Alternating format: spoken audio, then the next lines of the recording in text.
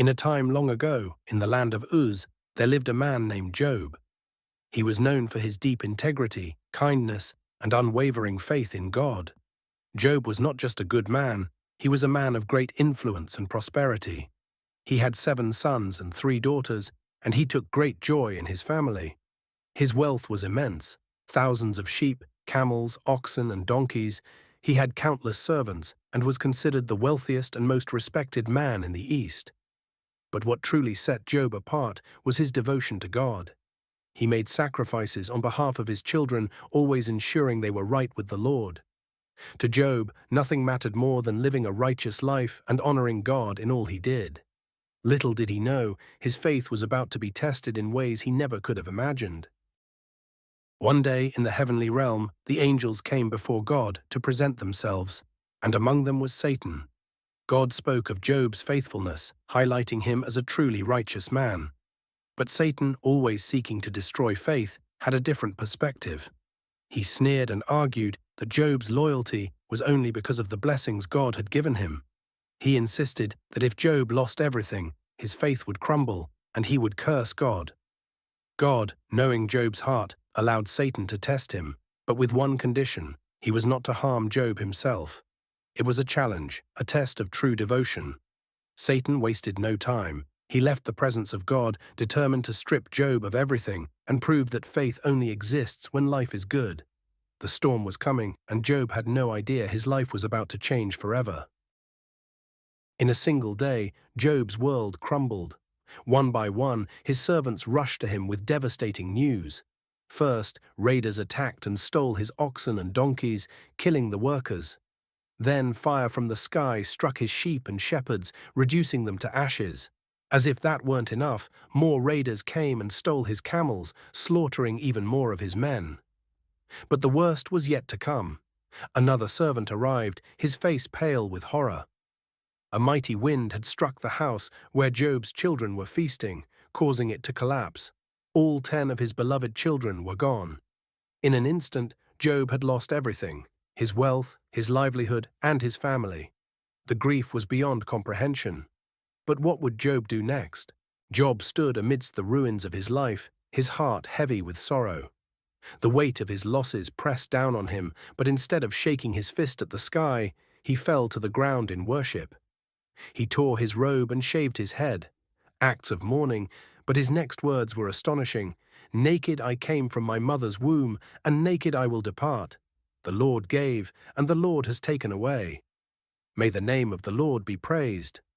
Despite the unbearable grief, Job did not sin. He did not blame God. His response was one of trust, even in the face of overwhelming tragedy. Most people would have turned away in anger, but Job clung to his faith. And though he could not see it, the test was not over yet. Job had passed the first test, but Satan was not convinced. Once again he stood before God, arguing that Job's faith remained only because his own health was untouched.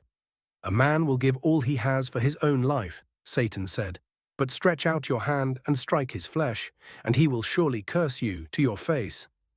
God, confident in Job's faith, allowed Satan to go further, but Job's life was not to be taken. With this permission, Satan wasted no time. He descended, ready to inflict more suffering on a man who had already lost everything. The test of endurance was about to reach its peak. Satan struck Job with a terrible disease. Painful sores covered his entire body, from the soles of his feet to the crown of his head. His skin became cracked and raw, his body fevered and weak. Job, once a man of great strength and stature, was now a shell of his former self. In his suffering, he took a broken piece of pottery and scraped his wounds, trying to ease the relentless pain. Even his wife, overwhelmed with grief, could not understand his endurance. "Are you still holding on to your integrity?" she asked. "Curse God and die." But Job would not. His voice, though weak, remained firm. "Shall we accept good from God and not trouble?" Even in his misery, Job refused to turn his back on God. But his trials were far from over. Soon his own friends would challenge him in ways that would test his spirit even further. When word spread of Job's suffering, 3 of his friends, Eliphaz, Bildad, and Zophar, came to visit him. But when they saw Job, they could barely recognize him. The man they had known, strong, prosperous, full of life, was now weak, broken, and covered in sores. Overcome with grief, they did not speak a word. For 7 days they sat in silence, mourning with him. They knew that sometimes words were not enough. But when they finally spoke, their words were not what Job needed. Instead of offering comfort, they questioned him. They suggested that perhaps Job had sinned, that his suffering was a punishment from God. Job, already in deep anguish, now had to defend himself against the very people he thought would support him. Their misguided advice only deepened his sorrow. Job could no longer hold back his emotions. He opened his mouth and let out his pain. "Why was I even born?" he cried. "Why did I not perish at birth?" The weight of his suffering became unbearable. He questioned everything, his existence, his purpose, and even God's justice. Job longed for relief, but none came. He wanted answers, but heaven remained silent. His friends, instead of bringing comfort, argued with him. They insisted that God rewards the righteous and punishes the wicked. To them, Job's suffering could only mean one thing: he must have done something wrong. But Job knew he had remained faithful. He refused to accept their accusations, and though he did not understand why he was suffering, he clung to his belief that God was just, even when he couldn't see it.